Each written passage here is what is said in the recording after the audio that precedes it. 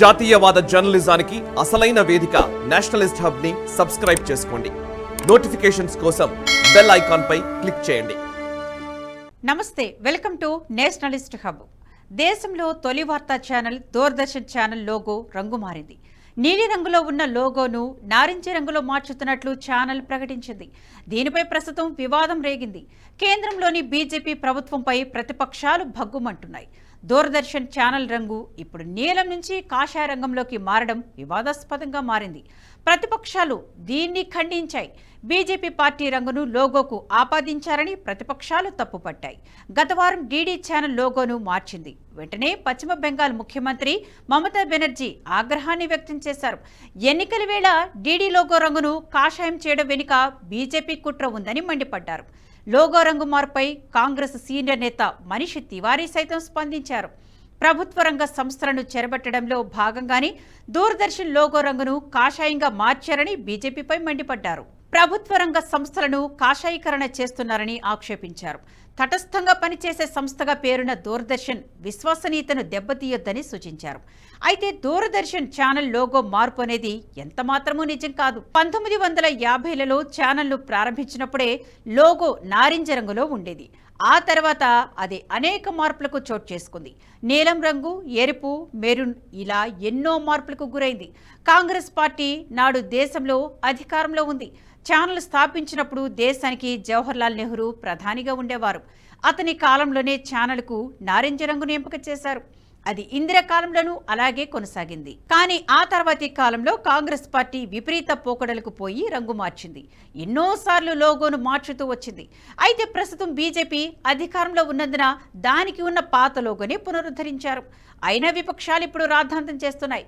ముఖ్యంగా మమతా బెనర్జీ లోగోలో ఉన్న కాషాయ రంగును తప్పుపడుతున్నారు. దీన్ని బీజేపీపై విమర్శలకు ఉపయోగించుకుంటోంది. కానీ మమతా బెనర్జీ పూర్వం లోగో కాషాయ రంగులోనే ఉందనే విషయాన్ని తెలుసుకోలేకపోయారా, లేక తెలిసినా ఏమీ తెలియనట్లు వ్యవహరిస్తున్నారా అన్నదే ఇక్కడ ప్రధాన సందేహంగా మారింది. అయితే విపక్షాలు బీజేపీని ఈ విధంగా తప్పుపట్టడం ఇదే మొదటిసారి కాదు.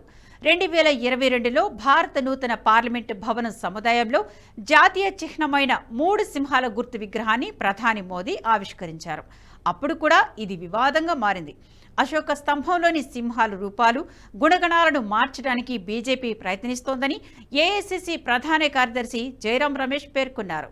నూతన పార్లమెంటుపై నిర్మాణాన్ని చూస్తే సత్యమేవ జయతే నుంచి సింహమేవ జయతేలా పరిస్థితులు మారినట్లు కనిపిస్తున్నాయని తృణమూల్ నేత మహువా మొయిత్రా వ్యంగ్యాస్త్రం సంధించారు. గాంధీ నుంచి గాడ్సే వరకు అవి ప్రముఖ న్యాయవాది ప్రశాంత్ భూషణ్ ఈ వ్యవహారంపై ట్వీట్ చేశారు. దీనిపై విపక్షాల నుంచి వచ్చిన విమర్శలను బీజేపీ ఖండించింది. సారనాథ్ స్తూపం తరహాలోనే పార్లమెంటుపై జాతీయ చిహ్నం ఉందని పార్టీ తెలిపింది. ప్రతిపక్షాలు అనవసరపు రాద్ధాంతం చేస్తున్నాయంటూ బీజేపీ నాయకులు విమర్శించారు.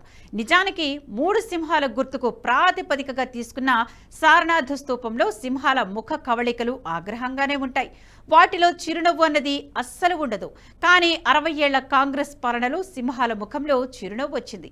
ఇది ఎందుకు జరిగిందో ఎవరికీ తెలియదు. చాలా వరకు ప్రభుత్వ లోగోల్లో కూడా నవ్వుతూ ఉన్న సింహాలే కనిపించేవి. ఇవి సారనాథ్ స్తూపానికి చాలా తేడాలున్నాయి.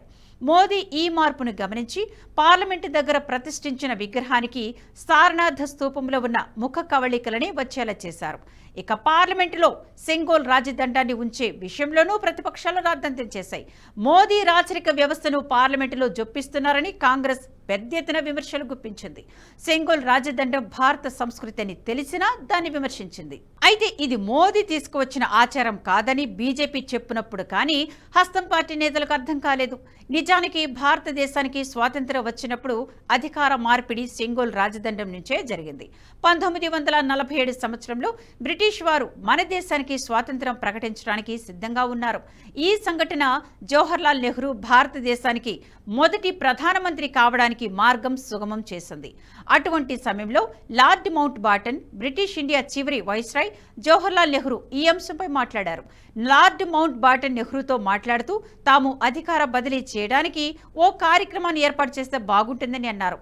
అప్పుడు నెహ్రూ తన సన్నిహితుడు తమిళనాడు సి రాజగోపాలాచారితో చర్చించారు. బ్రిటిష్ వారి నుండి అధికార మార్పిడికి చిహ్నంగా ఏదైనా కార్యక్రమాన్ని ఏర్పాటు చేయమని ఆదేశించారు. దీనికి రాజగోపాలాచారి అనాదిగా వస్తున్న ఆనవాయితీని నెహ్రూకు సూచించారు. కొత్తగా తయారైన రాజులు తమ రాజగురువుల చేతుల నుండి రాజదండం అందుకోవడం ఆనవాయితీ అని, తాము కూడా అదే పద్ధతిని అనుసరిద్దామని చెప్పగానే ఈ ప్రతిపాదనను నెహ్రూ అంగీకరించారు. రాజదండం తయారీ పూర్తయిన తర్వాత ఢిల్లీకి తీసుకురావడానికి ప్రభుత్వం తరపున ప్రత్యేక విమానాన్ని చెన్నైకి పంపారు. ఆ విమానంలో కూర్చొని తిరువడుతురై ఆధీనం మఠ నిర్వాహకులు రాజదండాన్ని ఢిల్లీకి తీసుకువెళ్లారు. ఆ మఠానికి చెందిన స్వామీజీ ఒకరు ఆ దండాన్ని మొదట లార్డ్ మౌంట్ బాటన్కు అందించారు. ఆ తర్వాత అతడి నుంచి దానిని వెనక్కి తిరిగి తీసుకొని గంగాజలంతో శుద్ధి చేశారు. ఆ తర్వాత ఆ రాజదండంలో నెహ్రూ దగ్గరికి ఊరేగింపుగా తీసుకువెళ్లారు. భారతదేశానికి అర్ధరాత్రి స్వతంత్ర ప్రకటన చేయడానికి పావుగంట ముందు దానిని భారత నూతన ప్రధానికి అందజేశారు. నెహ్రూనే రాజదండం ఆనవాయితీని పాటించినా కాంగ్రెస్ దాన్ని విమర్శించింది. బీజేపీ దేశంలో మతతత్వాన్ని, రాచరికాన్ని ప్రోత్సహిస్తోందని మండిపడింది. ఇక వీర్ సావర్కర్ విషయంలోనూ కాంగ్రెస్ పార్టీతో పాటు విపక్షాలు తమ గతాన్ని మరిచి ప్రవర్తించడం ఎన్నోసార్లు జరిగింది. సావర్కర్ ఎంతో గొప్ప స్వాతంత్ర సమరయోధుడు, అందులో ఏమాత్రమో సందేహం లేదు. దేశ స్వాతంత్ర యోధుల్లో ఏకకాలంలో 2 యావజ్జీవ ఖైదు పడ్డ ఒకే ఒక్క వ్యక్తి వీర్ సావర్కర్. అటువంటి వ్యక్తిని రాహుల్ గాంధీ ఎన్నోసార్లు కించపరిచారు. గతంలో రాహుల్ గాంధీ ఓ డిఫేమేషన్ కేసులో శిక్ష పడింది. అందులో 2 ఏళ్ల పాటు శిక్ష విధిస్తూ సూరత్ కోర్టు తీర్పునిచ్చింది. దీనిపై రాహుల్ గాంధీని ఓ విలేకరి ప్రశ్నించారు. డిఫేమేషన్ కేసులో ఒకసారి క్షమాపణలు కోరితే కేసును కొట్టివేస్తారు కదా అని ప్రశ్నించారు. అందుకు బదులుగా రాహుల్ గాంధీ క్షమాపణలు చెప్పడానికి నేను సావర్కర్ను కాదని అన్నారు. తాను గాంధీని అని, గాంధీ ఎప్పుడు క్షమాపణలు చెప్పడన్నారు. తాము దేశం కోసం పోరాడతాం, దేశం కోసం మాట్లాడతాం, దేశం కోసం ఆలోచిస్తామని అన్నారు. తాను మాత్రం సావర్కర్లా క్షమాపణలు కోరే వ్యక్తిని కాదని రాహుల్ అన్నారు. అయితే రాహుల్ గాంధీ సావర్కర్ను అవమానిస్తే కాంగ్రెస్ నాయకురాలు ఇందిరాగాంధీనే ఒకప్పుడు ఆయనను పొగిడిన సందర్భాలున్నాయి. 1980లో రాసిన ఓ లేఖలో నాటి ప్రధాని ఇందిరాగాంధీ సావర్కర్ను భరతమాత కన్నా ముద్దు బిడ్డ అంటూ కితాబిచ్చారు. అంతేకాదు అప్పట్లో సావర్కర్ పేరిట పోస్టల్ స్టాంప్ కూడా విడుదల చేశారు. అటువంటి వ్యక్తిని రాహుల్ గాంధీ విమర్శించడం ఎంతవరకు సమంజసం? అంటే సావర్కర్ను విమర్శించడంతో ఇందిరాగాంధీని కూడా రాహుల్ గాంధీ తప్పుపడుతున్నారా అనే ప్రశ్నలు ఉత్పన్నమవుతున్నాయి. కాంగ్రెస్తో పాటు మమతా బెనర్జీ వంటి వారు సావర్కర్ను విమర్శించిన, సెంగోలు ప్రతిష్టాపనను తప్పుబట్టిన, జాతీయ చిహ్నమైన 3 సింహాలను తప్పుబట్టిన, ప్రస్తుతం దూరదర్శన్లోని పాత లోగోను పునరుద్ధరించడాన్ని విమర్శించిన, అన్నిట్లో ఒకే సారూప్యత ఉంది. ఈ పార్టీలని తమ గతాన్ని మరిచినట్లు ప్రవర్తించడమే దీనికి ప్రధాన సంకేతం. ప్రస్తుతం విపక్షాలని ఓటు బ్యాంకు అనే బురదలో చిక్కుకుపోయాయి. దీనివల్లే గతంలో తమ అధినాయకులు చేసిన వాటిని తప్పుపడుతున్నాయి. ఈ క్రమంలో దేశ సాంస్కృతిక వారసత్వమైన సెంగోల్ను, స్వాతంత్ర సమరయోధులైన వీర సావర్కర్ను వదలడం లేదు. వీరికి కావలసిందల్లా కేవలం ఓటు బ్యాంకు రాజకీయాలే. అందులోనూ ఇప్పటికీ మునిగి తేలుతున్నాయి.